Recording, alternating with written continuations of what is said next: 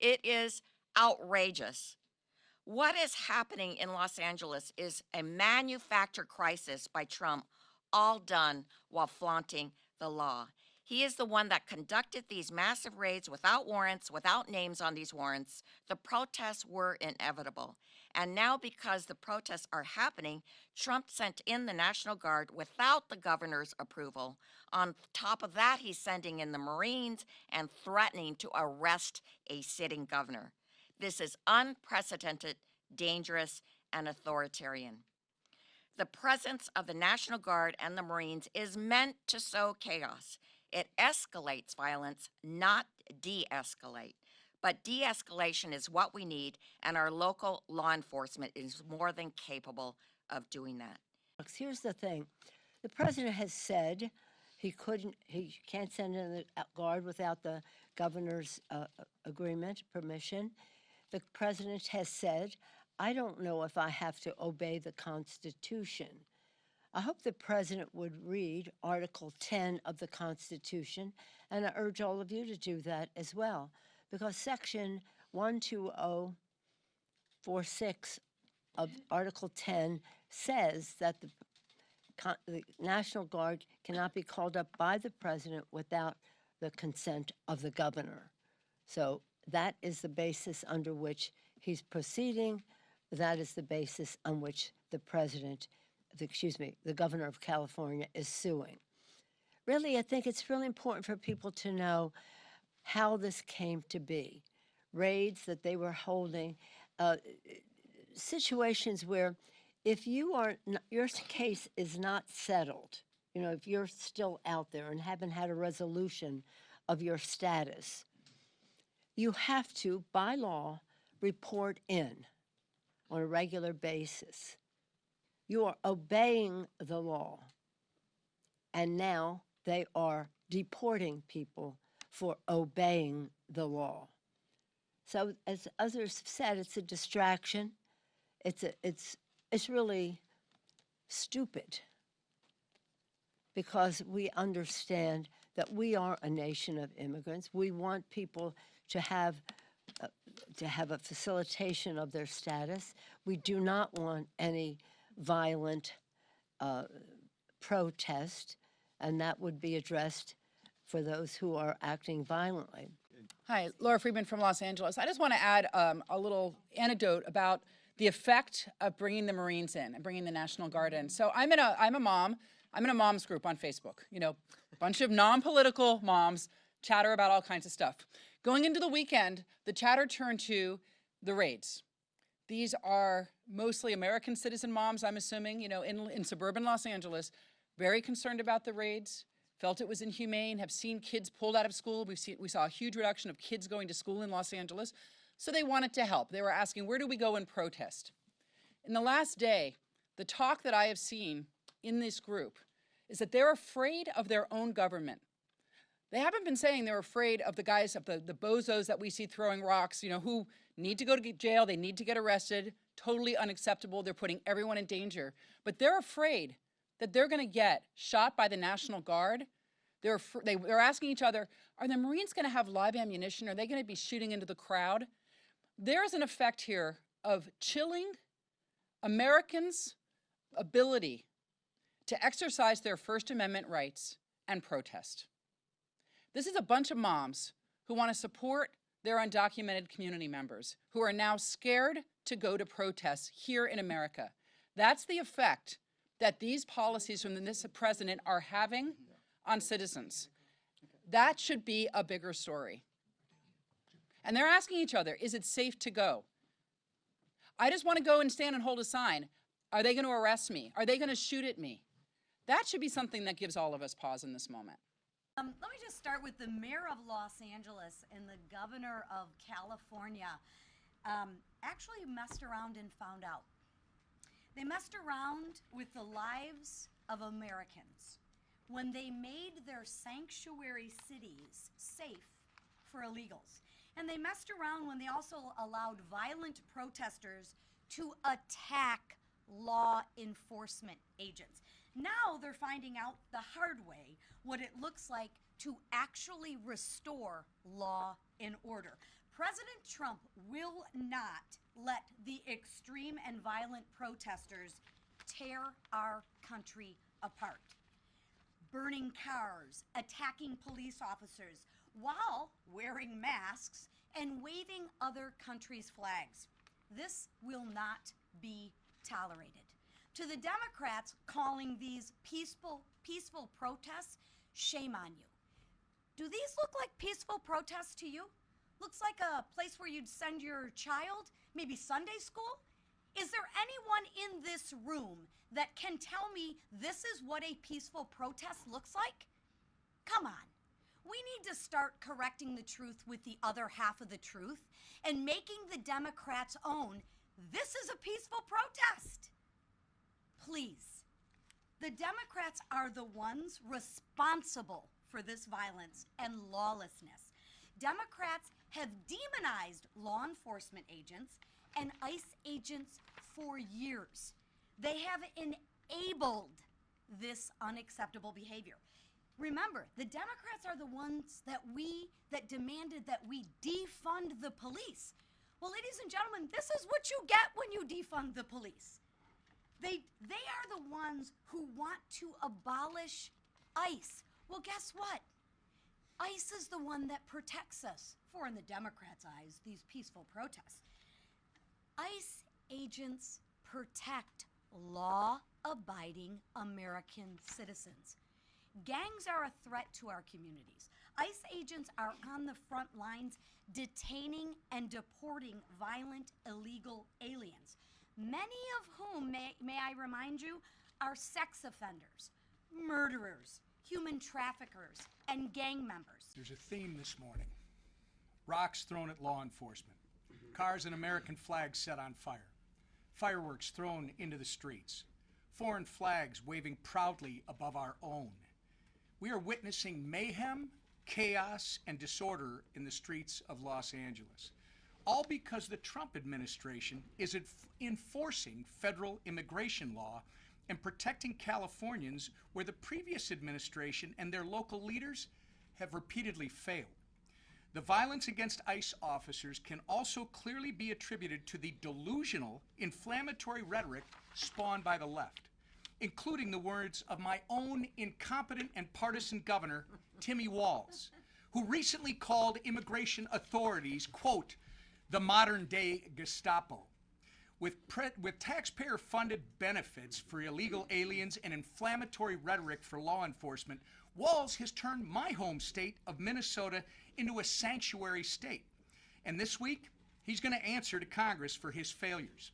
As Walz testifies before the House Oversight Committee on Thursday, House Republicans are working to mitigate the disastrous consequences of mass illegal immigration and the policies like Tim Walz who encourage it. Need to support our ICE agents and law enforcement officers on the ground with the tools they need to carry out their vital mission. That is why we must get the one big beautiful bill across the finish line. Our bill includes funding for 10,000 more ICE officers and HSI criminal investigators to protect our communities and at least 1 million deportations of illegal aliens annually. The time is now to restore law and order, enforce our nation's immigration laws, and hold leaders who are not leading, that refuse to lead, I should say, to do so and be accountable. We talked a lot this morning about what's happening in Los Angeles because it is such a great exhibit to show what is happening. A picture's worth 10,000 words, of course. You know, while the rioters have been burning police cars and looting storefronts and physically assaulting law enforcement officers, it's important to remember how we got to this point, to this level of chaos, because this didn't happen overnight. 4 quick points to make us all remember. You know, we're in a busy news cycle and people sometimes forget the facts, but the Biden administration welcomed maybe as many as 20 million illegal aliens across that border and into our country in a 4-year period. Sanctuary states like California rolled out the welcome mat. They embraced it. They offered aliens protection from federal law enforcement. Think of it. They're on the wrong side of the law.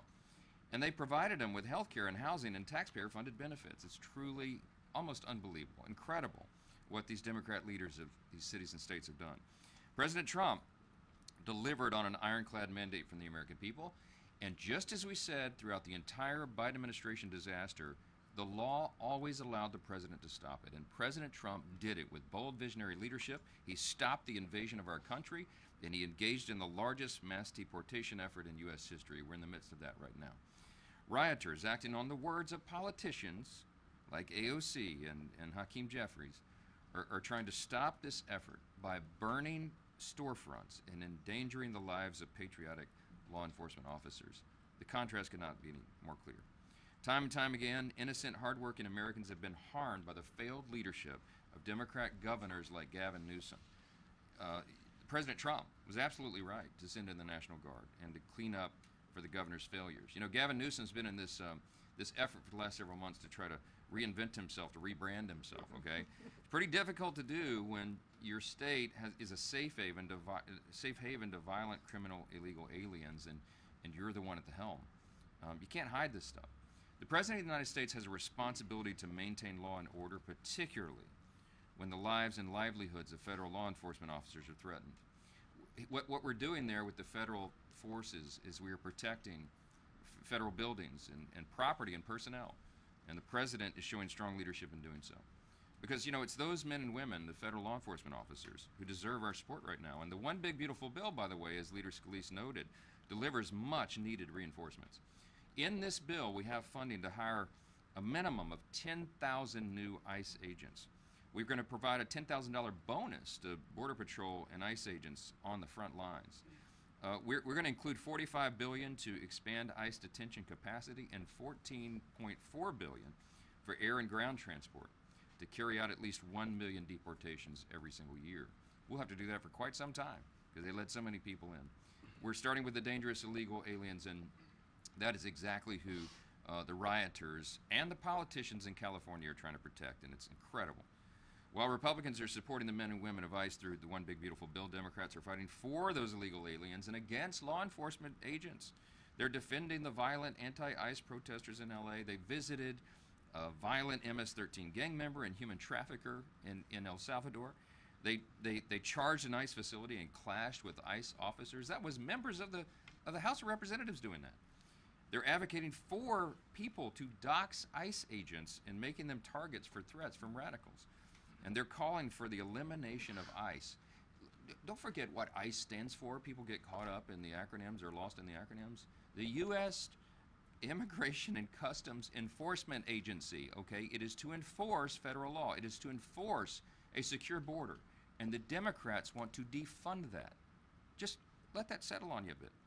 They're even trying to hide it. And they're not even trying to hide it, okay? They're openly advocating for illegals instead of American citizens. I don't know. We could talk about this all morning, and we have. Let me move on. Let me take a few questions. Front row. Speaker Johnson, the president said, possibly in jest, that if he were Tom Homan, he would arrest Gavin Newsom. Do you believe that Newsom should face consequences in a legal way? That's not my lane. I'm not going to give you legal analysis on whether Gavin Newsom should be arrested, but he ought to be tarred and feathered. I'll say that. I mean, look, he's standing in the way of the administration and the carrying out of federal law, right? He is applauding the bad guys and standing in the way of the good guys. He is trying to. He's a participant, an accomplice in our federal law enforcement agents being not just disrespected but assaulted. This is a serious problem, and the governor is now filing a lawsuit against the president. What a joke. Do your job, man. That's what I tell Gavin Newsom. Do your job. Stop working on your rebranding and be a governor.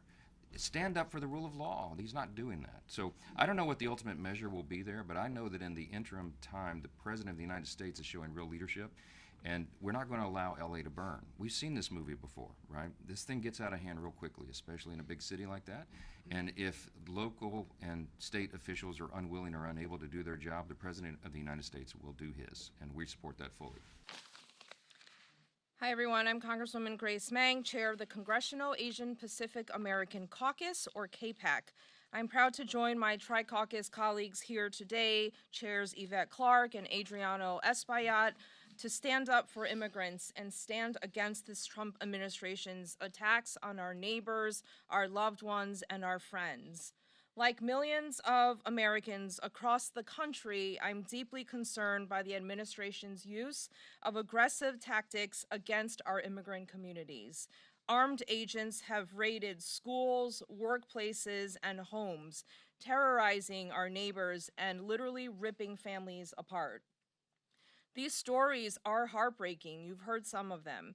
A 4-year-old citizen, U.S. citizen, who was receiving treatment for stage 4 cancer was deported after showing up for a routine check-in. And child's birthday party in Texas was raided by federal authorities with flashbang grenades. As a mom, I can't even imagine how traumatizing that must have been for these kids. These are not the criminals the administration claims they are. They are our neighbors, our friends, and loved ones who work hard, pay their taxes, and contribute to our country. The Department of Homeland Security should use its limited resources to address serious national security threats and fix our broken immigration system. Instead, President Trump continues to escalate tensions and even deployed 2,000 plus National Guard troops and 700 Marines to Los Angeles, despite the sitting California governor's objections. This is not about public safety. This is about exerting control and striking more fear in our immigrant communities. Threatening to send troops into neighborhoods, especially against the state governor's wishes, is an abuse of power that will undermine the National Guard's mission, erode trust, and put more people in harm's way. This military action is coming from the same president who refused to deploy the National Guard on January 6th, when there was more violent protests already happening right here. My colleagues and I were trapped in the Capitol while brave law enforcement officers here put their lives on the line to protect us from violent insurrectionists. And I remember getting the message very soon that no, the president will not be sending the National Guard. Let me be clear, Americans have a constitutional right to protest peacefully and to demand justice and due process for their neighbors, especially when the federal government fails to uphold these principles. As members of Congress, we have been exercising our legal authority to conduct oversight of detention centers and demand accountability from the administration. We stand in solidarity with the immigrants who make America great, and our country is made stronger because of them. And we will continue to fight for immigration policies that reflect our nation's values of fairness and dignity for all, not cruelty disguised as law and order. Thank you, and I yield back to Chair Clark. So I'm going to talk about the National Guard first. The legal authority Trump is using is 10 U.S.C. Section 12406. I encourage all of you to read it. It very specifically says the only way he can do this is through the orders of the governors of the states. Governor Newsom clearly has not given this order. The National Guard troops are following unlawful orders. I ask every National Guard person who is under this order to read the order, to see if it came from Governor Newsom, and then to read the law, and then decide for themselves if they are following unlawful orders. Also turns out that when Secretary Hegseth ordered this deployment and carrying out those orders, he put all these troops into Southern California without federal funding for food, water, fuel, equipment. They were sleeping on the floor. They were sleeping on each other. It is a complete mess. Secretary Hegseth's repeated incompetence is next level. He needs to resign. And then in terms of the Marine deployment, we should not be deploying Marines against Americans. Marines are trained to kill the enemy. What are they going to do at this protest? I mean, are they going to shoot protesters? What exactly is their role? They are not trained to do crowd control. They are not trained to handle these kinds of situations. They are not trained for law enforcement. So I asked the president to rescind his orders. He's being needlessly provocative and inflammatory. Thank you. We've seen Democrats give some contradictory views on the LA riots. We have Senator John Fetterman, who has called them anarchy and true chaos, and we have Congresswoman Maxine Waters, who's denied that any violence has taken place. How would you characterize what we're seeing from these individuals in LA right now with Waymos lit on fire and stores looted and things of that nature? Here's the reality. Local authorities have this under control. There are a couple square blocks where a police presence is needed. A police presence, not a military presence, a police presence might be needed. And that should be the focus of local law enforcement. What Donald Trump is doing is inflaming those tensions. But as the vice chair said, anyone who is lawless or loots or commits a crime should be punished. That is the House Democratic Caucus position. What we do believe is in peaceful protest and in people being able to exercise their ability to observe ICE agents carrying on their activity, as well as standing on a street corner and holding a sign and speaking out and speaking their mind. That is completely appropriate activity. And what Donald Trump is doing is inflaming that by sending in the Marines and by mobilizing the National Guard under dubious legal rationale, as the vice chair mentioned. But I would argue, listen to the LA members. I'm from Southern California. I'll defer to my colleague who represents LA County. But this is something that local law enforcement clearly has under control, and the images on TV keep showing the same, burning car over and over. 99% of the city is moving on just as business as usual. I'm glad you brought up the burning cars. So burning Waymo cars is despicable, and I urge that those folks be prosecuted who engage in that action. The National Guard could have done nothing about it because the unlawful orders they were given say they are to protect federal property, federal buildings, and federal personnel. That has nothing to do with Waymo cars. So even if they were right there at the scene, there was literally nothing they could have done without violating their orders. And let's say Marines at the scene. What would you want these Marines to do? Like shoot these people? It's ridiculous to have Marines there. This is a law enforcement activity that should be handled by state and local law enforcement, not the United States Marines. They are not trained to do this. Know what it's like to be immediately deployed into a situation like that. There are moments where you make do as best you can temporarily, but we are ensuring they're housed, fed, water capabilities in real time from my office, because I care that much about the California Guard and the Marines and the men and women who are supporting our ICE agents on the ground. You should check It's with your true office. every day, and that's a disingenuous attack that misrepresents how much we care about our troops and what they're doing to defend ICE agents. I'm not going to take the fact that we don't care about the troops. Nobody cares more about the troops at the top than this secretary and the chairman and our How long will department. the deployment last? We stated very publicly that it's 60 days.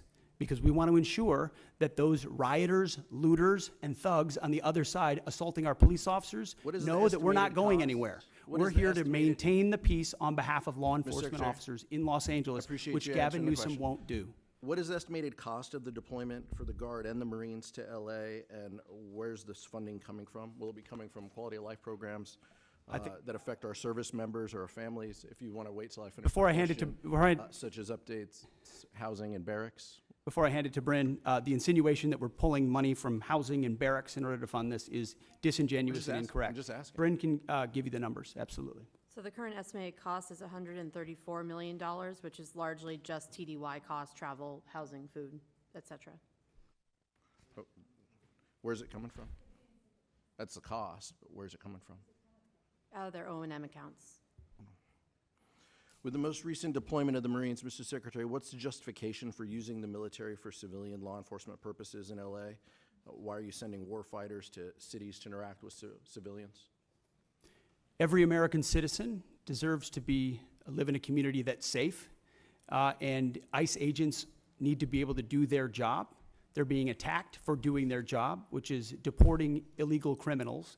That should happen in any city, Minneapolis or Los Angeles. And if they're attacked, that's lawless, and President Trump believes in law and order. So he has every authority, and he has done mobilizing National Guard or active duty troops under U.S. code to protect federal agents in their job, which is exactly what we're doing, and we're proud to do it. We're proud to do it. 10 U.S.C. of the U.S. Code 12406 as a legal basis that the president used cites 3 examples and circumstances for the Guard. invasion by a foreign nation, rebellion or dangerous rebellion against the authority of the government of the United States, or the president is unable with regular forces to execute the laws of the United States. Which authority is triggered here to justify the use? I don't know. You just read it yourself, and people can listen themselves, but it sounds like all three to me. If you've got millions of illegals and you don't know where they're coming from, they're waving flags from foreign countries and assaulting police officers and law enforcement officers, that's the problem. The laws of the United States? No, the governor of California is unable to execute the laws of the United States. The president, you said all The three governor apply. of the California has failed to protect his people, along with the mayor of Los Angeles, and so President Trump has said he will protect our agents, and our Guard and Marines are proud to do it. The law also says, Mr. Secretary, that the orders for these purposes shall be issued through governors of the states. You and I both know that President Trump has all the authorities necessary, and thankfully he's willing to do it on behalf of the citizens of Los Angeles, on behalf of our ICE agents, and behalf of our country. We've also pulled $1 billion for the border as well, so this just goes into the same fund, 134. What did Congressman, you what's the indicate, 134 million? I was asking Ms. McDonald. Okay. 134 million goes on top of the billion that's been pulled for the So border. the funding that was pulled for this year was largely in FSRM, and in this budget, we're actually looking to plus that funding back up to backfill that for our troops and for their families. Thank you, Mr. Chairman. Mr. President. Will you invoke the Insurrection Act to deal with the situation in California? If there's an insurrection, I would certainly invoke it. We'll see, but I can tell you last night was terrible. The night before that was terrible. We have, as you've seen, it was on most of your networks, people with big, heavy hammers pounding the concrete and pounding curbs, pounding it, breaking up, and handing these big chunks of concrete to people. And they were taking that concrete, going up on bridges and dropping it into the roof of a car. They were throwing it at our police. They were throwing it at our soldiers that are there. And we got it stopped, and we have them in custody right now. Look, if we didn't get involved, right now, Los Angeles would be burning, just like it was burning a number of months ago. How will you determine whether or not there is an insurrection? Well, And you'll take a also- look at what's happening. I mean, I could tell you there were certain areas of Los Angeles that you could have called it an insurrection. It was terrible. But these are paid insurrectionists. These are paid troublemakers. They get money. And when you take a look at what they do, where they show up and everyone's saying, what's he doing? He's pounding the curbs. This one guy's pounding the curb, breaking the curb, and handing big pieces of granite. In some cases, it's granite and concrete to other people. And they're running out with it. And then we watch the other people, and they try and throw it into the face of the soldiers, throw it into the face of the police, and they hurt some people very badly. They go up on bridges, they drop it down on the cars as the cars are moving. They're not breaking the curb because they're doing a demolition service. They're breaking it to hand out to people as a weapon. It's bad stuff. I've never seen that before. And so I am calling on business leaders, community leaders, faith leaders to come together downtown in the next few days to talk about how we are going to clean up the city. Obviously, city workers are already out there removing the graffiti, but this is so extensive, it's going to take community-wide involvement. We had launched a program called Shine LA a couple of months ago in preparation for the World Cup, and now we are called on to direct that citywide. We need people from all over the city to come to downtown and to help with this effort. The staff, the mayoral staff standing behind me, represent the best of our organizers and community liaisons, and they will be leading that effort. I do want to go back and say that, just go back in time a minute. On Thursday of last week, Los Angeles was peaceful. There was nothing going on here that warranted the federal intervention that took place the very next day. If we want to look at the cause of what is happening here, I take it back to raids that took place on Friday and the uncertainty and the fear and the fact that families across the city are terrified that they don't know if they should go to work, they don't know if they should go to school. We have people that were detained. We don't even know the exact numbers of the people that were detained. We have people that have not had contact with legal representation, nor have they even had contact with their families. And so there is an awful lot of concern. When the administration started, they said that this was about crime. They were going to go after violent felons, drug dealers, and I don't know how that matches with the scenes that we saw of people in Home Depot running through the parking lot because they were afraid that they were going to get arrested. You are talking about people who are trying to survive day by day, which is what a day laborer is doing, and why they would be considered as part of a problem as opposed to contributing to our economy is very difficult for me to understand. We've also received reports of people who were here legally, who were showing up for their annual appointment at the immigration office and maybe even showing up with their family and getting detained. This is just absolutely unnecessary. People have asked me, what are the Marines going to do when they get here? That's a good question. I have no idea. The National Guard that are here now have one assignment, and that is to protect one building, which is the federal building downtown. The second building, which is the federal building on Westwood Boulevard. And as far as I know, nothing has happened in Westwood at all. So this was not needed. The idea that the administration would usurp the authority of our state government, take it away from our governor, Gavin Newsom. The governor knows that if we put a request in for the National Guard and it went to him, he would comply. There was never an issue there because we were never thinking about calling upon the National Guard. So I do want you to know that the violence that has happened has required LAPD to ask for additional assistance, but not from the federal government. We are a county of 88 cities. There's a number of police departments in those cities, and we have the sheriff's department. And so we have received assistance from the California Highway Patrol. I mentioned the sheriffs from Orange County, San Bernardino, Riverside, Santa Barbara, Ventura County, and a number of law enforcement departments around the county. So with them being fully deployed now, we're establishing a unified command under LAPD and Chief McDonnell, which will accelerate our ability to respond to hotspots when people splinter off and create pockets of trouble. So I do want to thank all the officers who've been working tirelessly and putting themselves at risk to keep our city safe. But the real solution of all of this is for the administration to stop the raids.